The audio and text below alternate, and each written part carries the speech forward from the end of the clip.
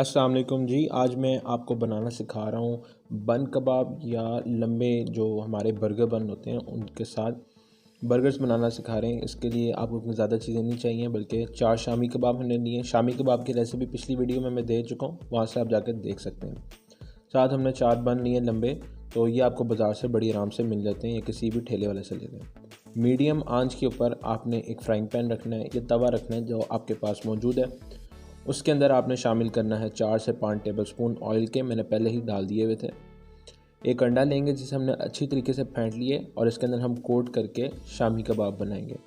शामी कबाब को आपने तकरीबन 2 से 3 मिनट के लिए बनाना है, यानी चूल्हे पे आप रखेंगे तो इनको नरम होना चाहिए। इनका पकने वगैरह तो मसला नहीं होता क्योंकि ये पहले बन चुके होते हैं। मैंने आपको इसकी रेसिपी दे दी हुई है, आप जाके कार्ड्स के ऊपर जाके देख सकते हैं, आई बटन के ऊपर क्लिक करके। ये हमने पहले शामी कबाब डाल दिए, इसी तरह हम सारे शामी कबाब इसमें शामिल करेंगे।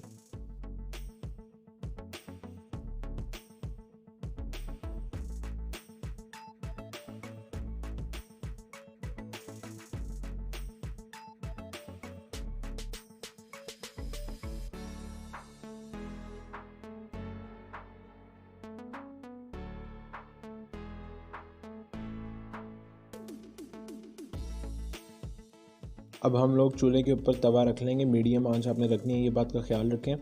उसके अंदर थोड़ा सा ऑयल शामिल कर लें क्योंकि इसके ऊपर हमने अब बन सेकने हैं। आपको हमेशा एक बात याद रखनी है कि जब भी आपने बर्गर बनाना है तो सबसे पहले उसके नीचे वाले हिस्से को सेकते हैं ताकि सारी फिलिंग जो है वो इसी के ऊपर आती है।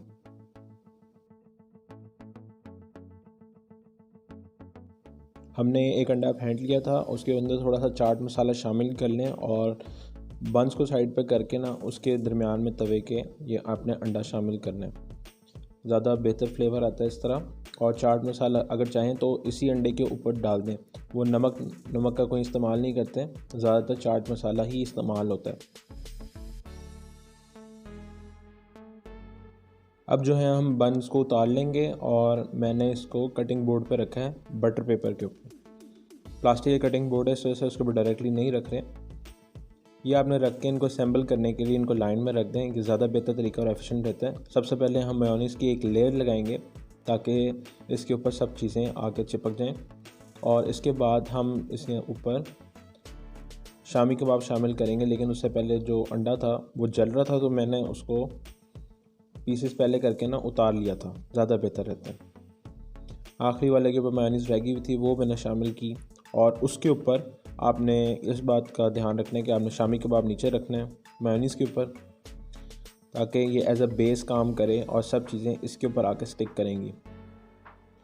इसके बाद मैंने दोबारा मेयोनीज़ थोड़ी सी लगाई थी ताकि इसके ऊपर जो अब हमने डालनी है चीज़ें वो इसके ऊपर आके लग जाएँ। ज़्यादा मेयोनीज़ शामिल ना करें, इस बात का ध्यान रखें ताकि बर्गर ओवरली सैचुरेटेड ना हो उससे।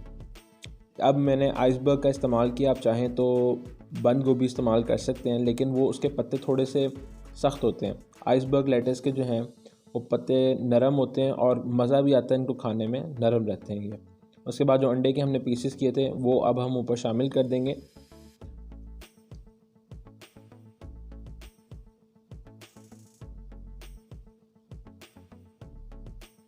अब जो है इसकी जो टॉप है ना, हमने उसको एक और अंडे को फेंट के ना उसके अंदर भिगो के, ताकि डबल अंडा बन जाए। और ये बाज़ार के अंदर काफ़ी महंगा मिलते हैं, डबल प्राइस के ऊपर मिलते हैं।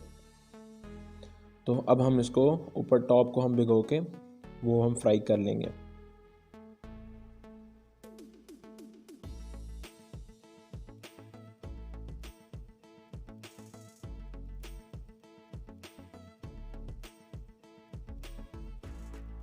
अब बर्गर्स के ऊपर आप जो है केचप को लगा लें।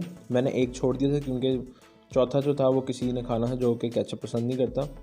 तो ऊपर हमने अब बर्गर्स के टॉप रख लेंगे तो ज़्यादा बेहतर रहता है। अब इनके ऊपर देखें एक अच्छा कलर आ जाता है।